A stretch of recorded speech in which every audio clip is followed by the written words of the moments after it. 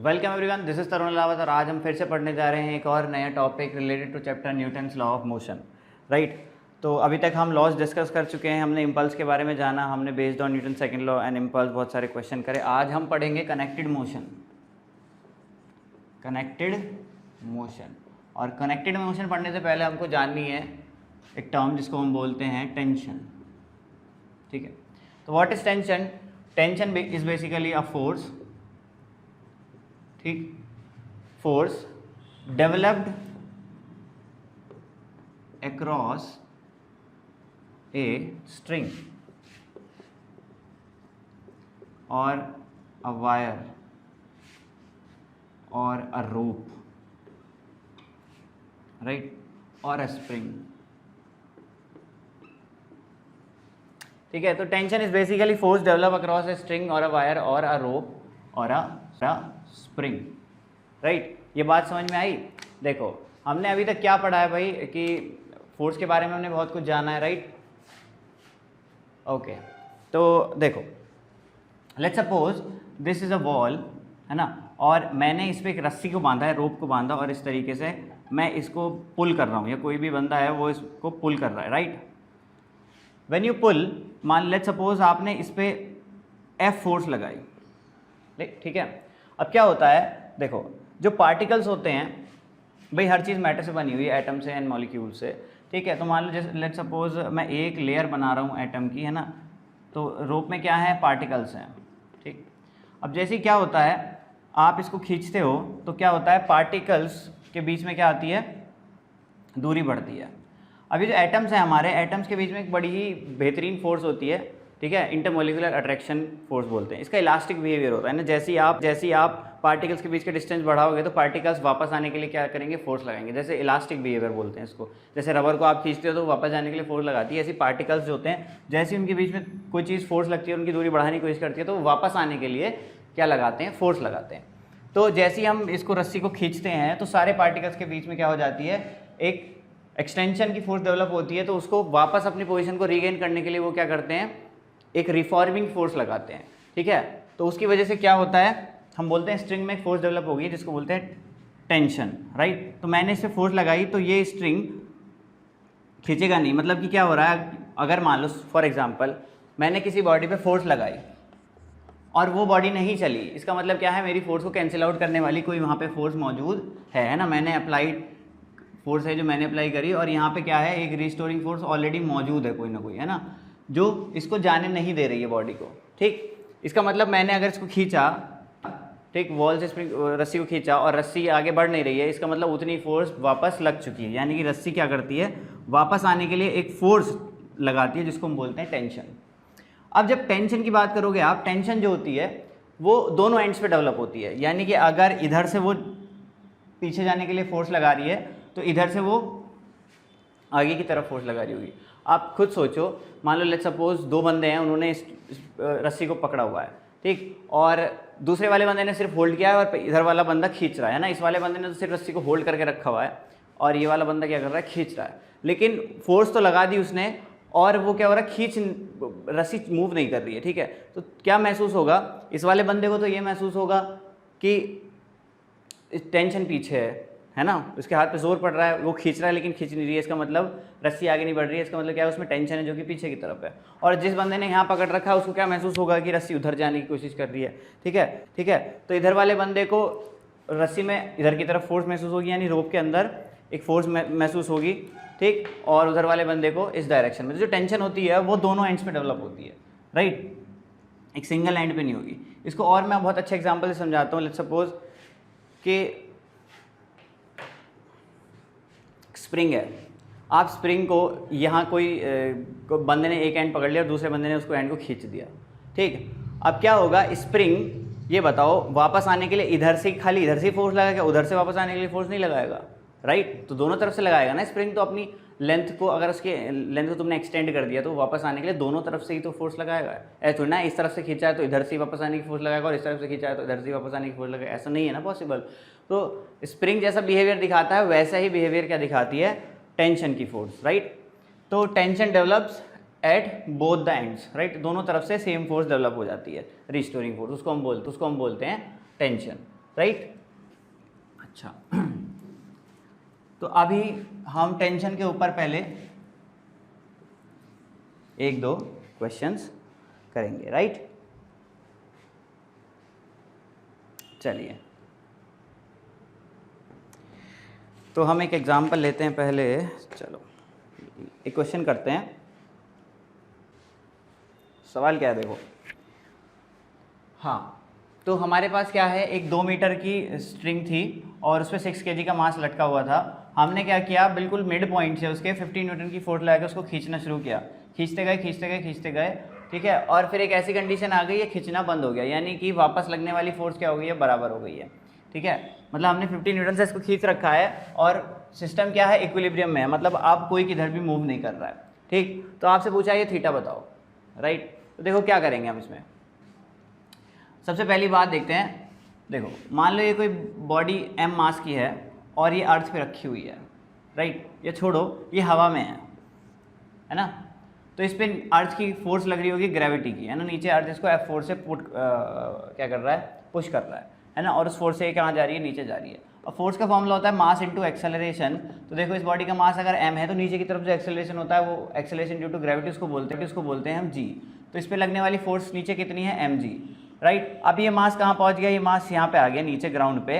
अब ये चल नहीं रहा है, तो क्या इस पर ग्रेविटी लगनी बंद हो गई है, तो आंसर इज नो, ग्रेविटी अभी भी काम कर रही है। और ग्रेविटी कितनी होती है, mg, ग्रेविटी कितनी होती है, mg। तो अभी भी इस पर एक फोर्स काम कर रही है mg, लेकिन ये मूव क्यों नहीं कर रहा है, क्योंकि नीचे अर्थ है। अर्थ ने इसको क्या दे दिया, ऊपर एक रिएक्शन दे दिया।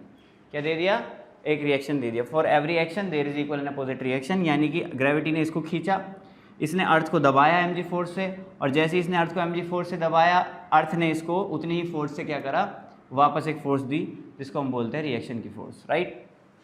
आगे हम डिस्कस करेंगे इस बारे में भी, लेकिन फिलहाल अभी हम क्या कर रहे हैं, पहले इस क्वेश्चन पे आते हैं। तो देखो अभी ये 6 kg है, 6 kg पे नीचे कितनी फोर्स लग रही होगी, 6g, राइट। तो यही फोर्स यहाँ लग रही होगी 6g, है ना। अब मुझको पता है 50 न्यूटन इधर लग रही है, और मैं मान लेता हूँ इसमें जो टेंशन डेवलप हुई वो हुई T, राइट। यहाँ पे कितनी टेंशन डेवलप हुई है, T, दोनों एंड्स पे, ठीक, इतने एरिया में। अच्छा अब देखो ये पूरी सिस्टम इक्विलिब्रियम में है, यानी कि इस सिस्टम पे इस पॉइंट पे लगने वाली सारी फोर्सेज का सम क्या है, 0 है। तभी तो अभी कोई कहीं भी मूव नहीं कर रहा है, पॉइंट किधर कोई मूव नहीं कर रहा, सिस्टम किस में है, इक्विलिब्रियम में। तो देखो ये टेंशन T है, इस टेंशन T के मैं 2 कंपोनेंट करता हूँ। सबसे पहली बात देखो, अगर ये एंगल थीटा है तो बाई ऑल्टरनेट एंगल ये एंगल भी कितना होगा, थीटा होगा, है ना। ये एंगल भी कितना होगा, थीटा, राइट। अब इस टेंशन के मैंने 2 कंपोनेंट कर लिए, एक ऊपर की तरफ हो गया आपका टी कॉस थीटा, और जस्ट 90 डिग्री कितना हो गया, टी साइन थीटा। यानी इस टेंशन को मैंने 2 हिस्सों में ब्रेक कर लिया, T cos theta and T sine theta, ठीक। अच्छा अब देखो क्योंकि सिस्टम इक्विलिब्रियम में है तो वर्टिकल फोर्सेस इक्वल होंगी, यानी टी कॉस थीटा किसके बराबर होगा, 6g के। तो टी कॉस थीटा यहाँ से किसके बराबर आ गया, 6g के। g को हम अगर मान लो 10 ले लेते हैं तो टी कॉस थीटा आ गया आपका 60। सिमिलरली वर्टिकल फोर्सेस बराबर होंगी, तो वर्टिकल फोर्सेस देखो आप, तो टी साइन थीटा किसके बराबर होगा, 50 के। टी साइन थीटा आ गया 50 के, ठीक है। अब ये हमारी इक्वेशन नंबर 1 और इक्वेशन नंबर 2, 1 और 2 को अगर हम डिवाइड कर देते हैं, ठीक, तो हमको क्या मिल रहा है, हमको क्या मिल रहा है, 1 और 2 को डिवाइड करने से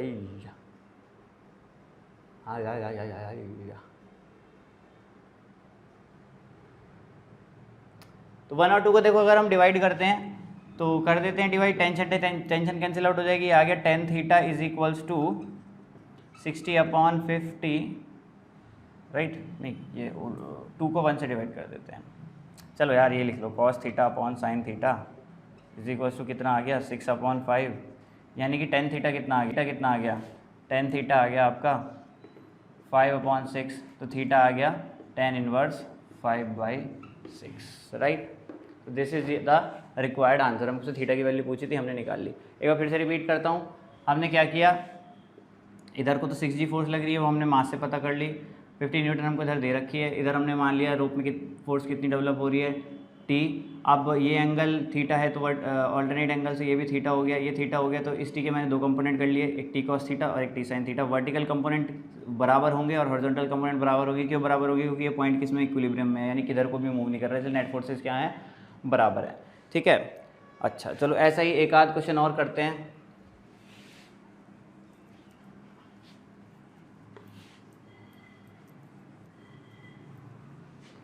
है ना, टेंशन पे एक क्वेश्चन और करते हैं। तो हमारे पास एक और फिगर है, उसके बारे में बात कर लेते हैं।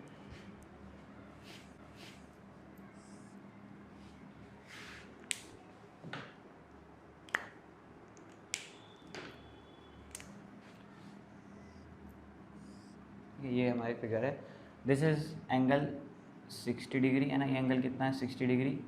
ठीक, और एक मास यहाँ लटका हुआ है, एक मास लटका हुआ है, कितना है? 4 kg। ठीक, हमसे क्या पूछा है? Find tension in the strings, है ना। Find tension in the string, tension बतानी है स्ट्रिंग में। ठीक है, तो इस क्वेश्चन को कैसे सॉल्व करेंगे? देखो, सबसे पहले मुझे पता है नीचे ये 4 kg का मास है, तो नीचे कितनी फोर्स लग रही होगी? 4g। तो यहाँ पे भी कितनी फोर्स लग रही होगी? 4g। ठीक, अच्छा अब मैं मान लेता हूँ इधर टेंशन है T1 और इधर टेंशन है T2, राइट। अच्छा, ये एंगल 60 डिग्री है, तो देखो ऑल्टरनेट एंगल से ये एंगल भी कितना हो गया? 60 डिग्री। अब मैं क्या करता हूँ, इस T2 के दो कंपोनेंट कर लेता हूँ, राइट। इधर वाला कंपोनेंट क्या हो गया? T2 cos 60 और इसके जस्ट 90 डिग्री हो जाएगा T2 sin 60, राइट, है ना। ऐसे कर सकता हूँ कि नहीं? है ना।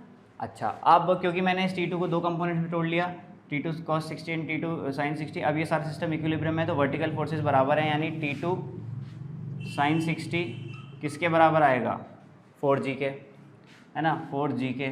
ठीक, अच्छा sin 60 की वैल्यू कितनी होती है? sin 60 इज़ √3/2, ये हो गया 40।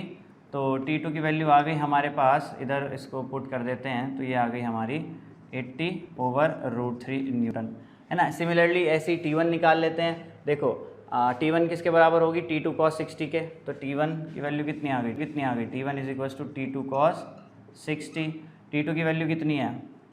80/√3 एंड cos 60 इज 1/2, है ना। तो T1 की वैल्यू कितनी आ गई? 40/√3 न्यूटन, राइट। तो this is the required answer. तो इस तरीके से हम क्या कर लेते हैं, ऐसे क्वेश्चंस को सॉल्व कर लेते हैं। ठीक, चलो एक आध क्वेश्चन और देख लेते हैं कोई स्ट्रिंग पे। चलो एक क्वेश्चन और करते हैं। ठीक है, तो ये 30 डिग्री, 60 डिग्री, 20 किलो का मास लटका हुआ है और आपसे पूछा है फाइंड टेंशन इन स्ट्रिंग, ठीक है, या इन रोप, जो भी आप बोलना चाहो। फाइंड टेंशन इन स्ट्रिंग या रोप। देखो कैसे करेंगे फिर से। तो इस पर 20 किलो का, इस पर कितनी फोर्स लग रही होगी? mg, यानी कि 20g, यानी कि नीचे कितनी फोर्स लग रही है? यहाँ पे 20g। इसमें मैंने मान लिया टेंशन कितनी डेवलप हुई? T1। इधर मैंने मान लिया टेंशन कितनी डेवलप हुई? T2। ऑल्टरनेट से ये एंगल कितना हो जाएगा? 30, और ऑल्टरनेट से ये वाला एंगल कितना हो जाएगा? 60। T2 के मैं दो कंपोनेंट कर लेता हूँ, एक ऊपर और एक इधर, तो ये हो जाएगा T2 cos 60 और ये हो जाएगा T2 sin 60। सिमिलरली T1 के मैं दो कंपोनेंट कर लेता हूँ, इधर वाला हो जाएगा T1 cos 60 और एक ऊपर की तरफ हो जाएगा T1 sin 60। अब वर्टिकल फोर्सेस बराबर हैं, हॉरिजॉन्टल फोर्सेस बराबर हैं, तो पहले हॉरिजॉन्टल की बात कर लेते हैं। हॉरिजॉन्टल में आपको क्या मिला है? T2 cos 60 is equal to T2 cos 30, यहाँ पे भी क्या आएगा? 30, है ना, ये 30 है ना। तो ये हो जाएगा आपका, अगर आप हॉरिजॉन्टल फोर्सेस को देखो, हॉरिजॉन्टल फोर्सेस को अगर मैं देखूं तो T2 cos 30 किसके बराबर आएगा? T1 cos 60 के, राइट। अच्छा, अगर मैं वर्टिकल फोर्सेस को देखूं, वर्टिकल फोर्सेस में T2 sin 30 plus T1 sin 60, T1 sin 60 किसके बराबर होगा? 20 के, ठीक है भाई, 20 के बराबर होगा, राइट। तो अब इसको सॉल्व कर लेते हैं। देखो यहाँ से पहले सारी वैल्यूज़ अगर आप पुट करना चाहते हो तो वैल्यूज़ पुट कर लो, राइट। तो ये हो जाएगा आपका T2 cos 30 कितना होता है 1/2, है ना। T2 इंटू 1/2 cos 60 कितना होता है T1 इज इक्वल्स टू ये हो जाएगा, सॉरी उल्टा लिख दिया, क्या कर रहा हूँ मैं,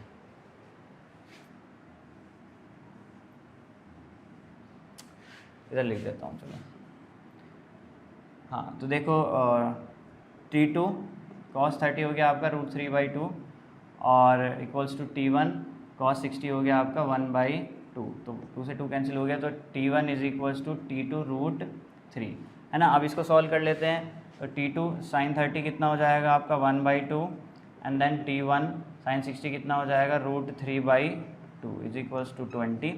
ठीक है, तो यहाँ से भी मैं क्या करता हूँ, देखो 2 को मैं उधर भेज देता हूँ, राइट। तो ये क्या हो जाएगा, आप एक काम करो ना, T1 की वैल्यू पुट कर दो यहाँ पे T2 √3, है ना, ये वाली वैल्यू पुट कर दो। तो ये हो जाएगा T2/2 प्लस T1 की जगह क्या पुट करोगे T2/√3 इंटू √3, है ना, बाई 2 इज इक्वल्स टू 20।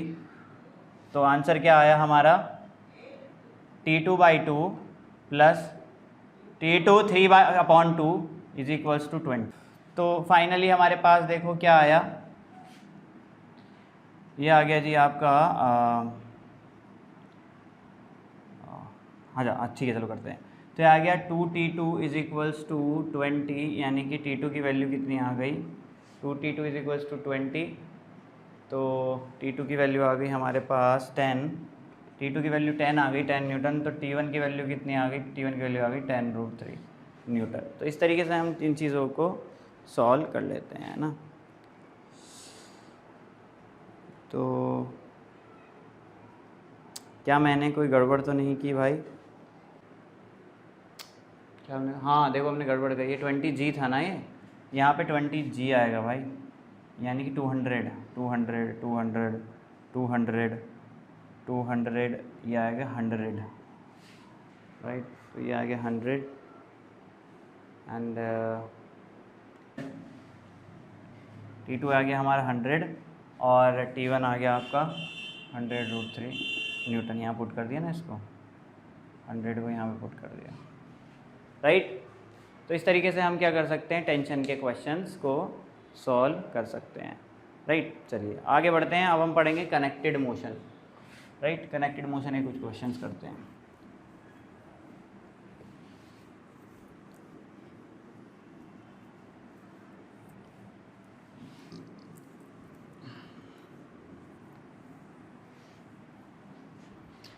ठीक, कनेक्टेड मोशन पे आते हैं। देखो कनेक्टेड मोशन में let's suppose I have 3 bodies, है ना, body A, body B and body C. इस पे हमने कुछ फोर्स लगाई, लेट्स सपोज 1000 न्यूटन। इसका 10 किलो मास है, इसका 5 किलो है और इसका 3 किलो है, ठीक है। तो आपसे पूछा है find tension in the string में टेंशन बताओ and acceleration of each body, है ना, ये पूछा है आपसे। तो देखो सबसे पहले आप देखो, मैं पूरे को एक ही सिस्टम मानता हूँ इसको। तो टोटल मास कितना हो जाएगा सिस्टम का 18 kg, है ना, 10 + 5 15 और 3 18। फोर्स कितनी लग रही है 1000 न्यूटन। तो एक्सेलरेशन कितना हो जाएगा, फोर्स का फॉर्मूला होता है देखो मास इंटू एक्सेलरेशन, है ना। फोर्स है 1000 न्यूटन की, मास कितना है 18 इंटू ए, एक्सेलरेशन कितना आ गया सिस्टम का 1000/18, है ना। इस सिस्टम का एक्सेलरेशन चलने का कितना आ गया 1000/18 मीटर पर सेकेंड स्क्वायर। अब अगर ए एक्सेलरेशन से ये सिस्टम चल रहा है तो ये बॉडी भी ए एक्सेलरेशन से आगे बढ़ रही है, ये बॉडी भी ए एक्सेलरेशन से आगे बढ़ रही है और ये बॉडी भी एक एक्सेलरेशन से आगे बढ़ रही है। अब मैं मान लेता हूँ यहाँ पे टेंशन डेवलप हुई T1 और इस रोप में टेंशन डेवलप हुई T2, है ना। दोनों एंड्स पे डेवलप होती है, तो मैं उसी तरीके से दिखा रहा हूँ, ठीक। अच्छा, अब मैं क्या करता हूँ, देखो सिर्फ इस बॉडी पे ध्यान दूंगा। अगर आप इस बॉडी पे ध्यान दो तो इस बॉडी पे 3 kg वाली बॉडी पे कितनी फोर्स लग रही है, देखो T2 फोर्स लग रही है और इसमें एक्सेलरेशन कितना आ रहा है a, है ना, जिसकी वैल्यू कितनी है 1000/18। तो T2 यानी force equals to mass into acceleration, तो T2 is equals to 3 × 1000/18, right. तो ये हो गया आपका 3000/18 कह लो, या ये आ जाएगा आपका, तो 6 से कर दो, कोई दिक्कत नहीं है, 3 6 18, और उसके बाद अगर काटना चाहते हो इसको तो काट लो, तो ये हो जाएगा आपका 500/3 न्यूटन, T2 आ गई, राइट। अच्छा, इसके बाद देखो, अगर आप इस सिस्टम पे ध्यान दो, ठीक, तो इस सिस्टम को कितनी फोर्स खींच रही है, T2, है ना। अगर आप इस कितने सिस्टम पे ध्यान देना है आपको, चलो मैं इसको रब कर दूंगा, इस जगह है, चलो मैं इसको रब कर देता हूँ।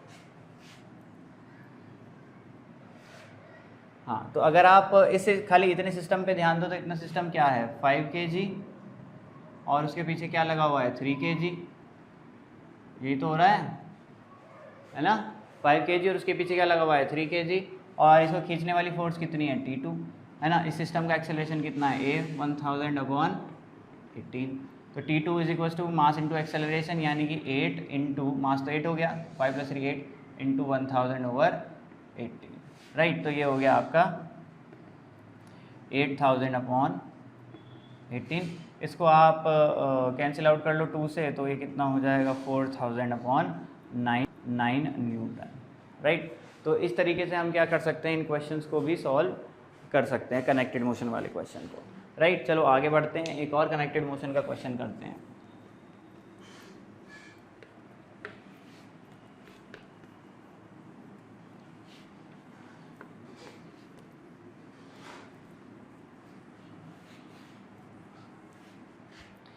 है ना, लेट्स सपोज हमारे पास 3 बॉडीज़ हैं,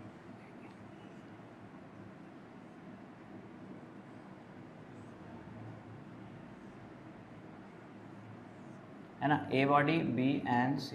लेट्स सपोज ये 5 kg की है, और ये 3 kg की है, और ये 2 kg की है ना, 3 बॉडीज़ हैं हमारे पास, और हमने फोर्स लगाई इस पर कुछ F is equals to 50 newton, right.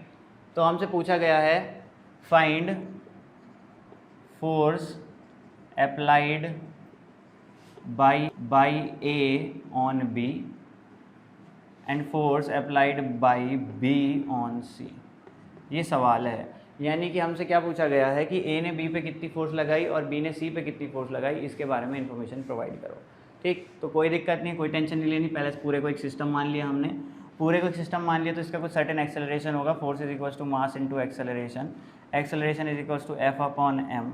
Force कितनी लगाई हमने, 50 न्यूटन की, ठीक है, और मास कितना है इसका, 5 और 10, तो ये हो गया आपका 5 मीटर/सेकंड स्क्वायर का सिस्टम में एक्सेलरेशन हो रहा है, राइट। अच्छा, अब देखो बात करते हैं C वाली बॉडी की खाली, ठीक। अगर मैं C वाली बॉडी को बनाऊं, तो ये जो बॉडी C है, राइट, इसका कितना मास है, 5 kg, राइट, और इसमें एक्सेलरेशन कितना हो रहा है, उस डायरेक्शन में 5 मीटर/सेकंड स्क्वायर का एक्सेलरेशन हो रहा है। इस पर एक फोर्स लगी है, ठीक है, कौन लगा रहा है, B, तो force on C due to B, ठीक है। FCB का मतलब क्या है, force on C due to B, तो B इस पर एक फोर्स लगा रहा है, ठीक है। तो ये तो पूछा है force applied by B on C, ठीक। तो force on C due to B कितनी है आपकी, तो निकाल लेते हैं, FCB is equals to mass into acceleration, यानी कि 5 × 5, यानी ये कितनी आ गई, 25 न्यूटन, राइट। तो हमने इस वाले पार्ट का आंसर निकाल लिया, B ने C पे कितनी फोर्स लगाई।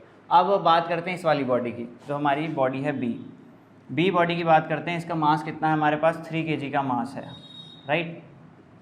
अब देखो, क्योंकि B ने C पे एक्शन किया, तो C B पे रिएक्शन करेगा, है ना। कितना रिएक्शन करेगा, जितना एक्शन किया, तो B ने C पे एक्शन किया, FCB, तो इतना ही B क्या कर देगा, C क्या कर देगा, B पे रिएक्शन कर देगा। तो यानी इधर से C इस पे एक फोर्स लगा रहा होगा, है ना, कितनी, 25 न्यूटन की। अरे क्योंकि B ने C पे जितनी फोर्स लगाई, कितनी लगाई, 25, तो C भी तो B पे उतनी ही लगाएगा, for every action there is equal and opposite direction. अच्छा, अब इधर से एक फोर्स लग रही है, force on B due to A, force on B due to A, FBA बोल दिया मैंने। अब देखो, इसमें एक्सेलरेशन कितना हो रहा है, इस डायरेक्शन में हो रहा है एक्सेलरेशन, है ना, इस डायरेक्शन में बॉडी मूव कर रही है, कितना, 5 मीटर/सेकंड स्क्वायर। तो नेट फोर्स इस पर कितनी होगी, देखो बड़ी फोर्स तो यही होगी, तो नेट फोर्स इस पर हो गई FBA -25 न्यूटन, और नेट फोर्स का मामला होता है मास इंटू एक्सेलरेशन। मास कितना है 3 इंटू एक्सेलरेशन कितना है 5, तो एफ बी ए आ गया हमारा -25 = 3 5 = 15, ठीक है। 25 उधर जाके ऐड हो जाएगा, तो एफ बी ए आ गया आपका 40 न्यूटन, राइट। तो इस तरीके से हम क्या करते हैं, कनेक्टेड मोशन के क्वेश्चंस को सॉल्व कर लेते हैं, ठीक। चलो एक आध सवाल और देख लेते हैं।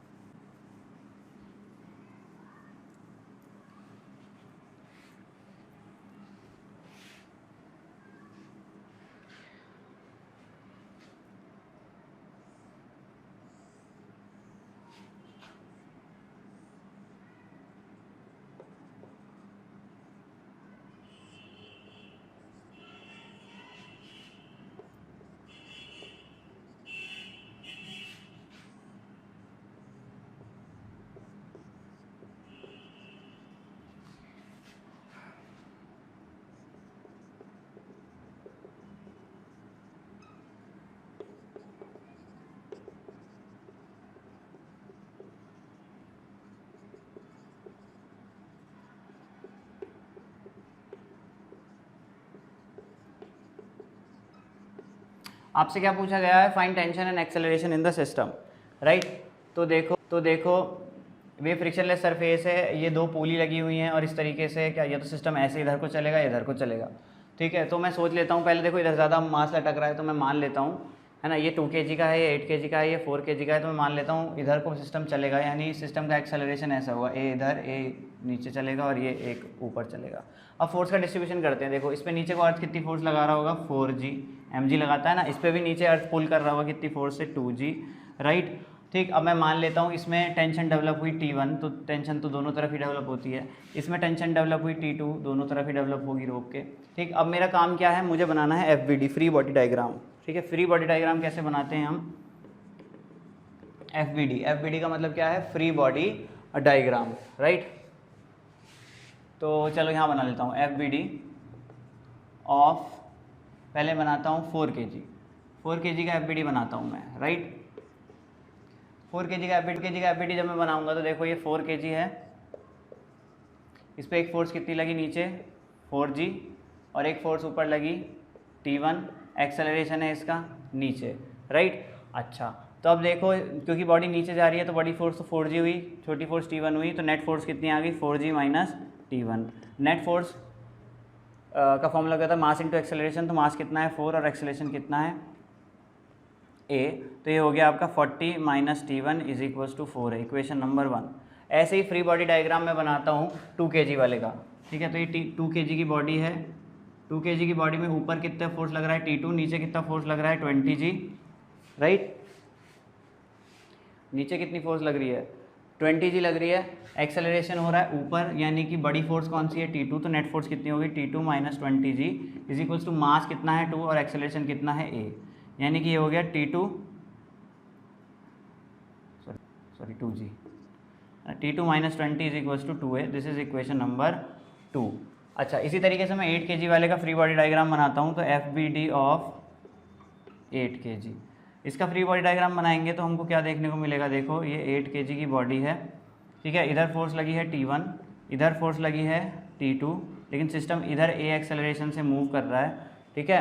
तो अब मैं क्या करता हूँ, इसकी इक्वेशन क्या हो जाएगी, क्योंकि बड़ी फोर्स T1 है तो नेट फोर्स हो गई T1 - T2 = मास इंटू एक्सेलरेशन, यानी कि 8A, this is equation number 3। तो हमारे पास 3 equation, equation number 1, equation number 2 and equation number 3। हमारे पास अननोन क्वांटिटीज़ कितनी है, अननोन क्वांटिटीज़ हैं हमारे पास T1, A और T2, तो 3 ही इक्वेशन है, 3 ही अननोन क्वांटिटीज़ हैं। तो इसमें इन तीनों इक्वेशंस में आप एलिमिनेशन, सब्स्टिट्यूशन, जैसे भी हम मैथ्स में सॉल्व करते हैं इक्वेशंस को, कोई सा भी मेथड लगा के इनमें इक्वेशन को सॉल्व कर सकते हैं। जैसे कि फॉर एग्जांपल स्टार्टिंग की शुरुआत की इक्वेशन में मैं क्या करूँगा, 1 और 2 में से A को एलिमिनेट कर दूंगा, यहाँ 4 है वहाँ 2 से मल्टीप्लाई कर दूंगा, इक्वेशन नंबर 2 में यहाँ भी 4 हो जाएगा, और उसके बाद मैं A को एलिमिनेट करके T1 T2 में रिलेशन निकाल लूँगा। T1 T2 में रिलेशन निकल जाएगा तो तीसरी इक्वेशन किस में है, T1 T2 की फॉर्म में है। फिर इन दोनों इक्वेशन में से एक चीज़ को एलिमिनेट करके T1 की वैल्यू निकाल लूँगा, फिर T2 की वैल्यू निकाल लूँगा इसमें पुट करके, और फाइनली T1 T2 की वैल्यू किसी भी एक इक्वेशन में पुट करके मैं क्या निकाल लूँगा, एक्सेलरेशन, राइट। तो ये 3 इक्वेशन है, इनको फर्दर आप खुद सॉल्व करो और T1 T2 और A की वैल्यू निकालो। ठीक, आज के लेक्चर में कनेक्टेड मोशन में और टेंशन में हम इतना ही पढ़ेंगे और बात करेंगे कनेक्टेड मोशन पे अगले लेक्चर में। तब तक के लिए टेक केयर, और कोई भी अगर डाउट हो तो मुझे कमेंट सेक्शन में पोस्ट करके बताओ। राइट, चलिए।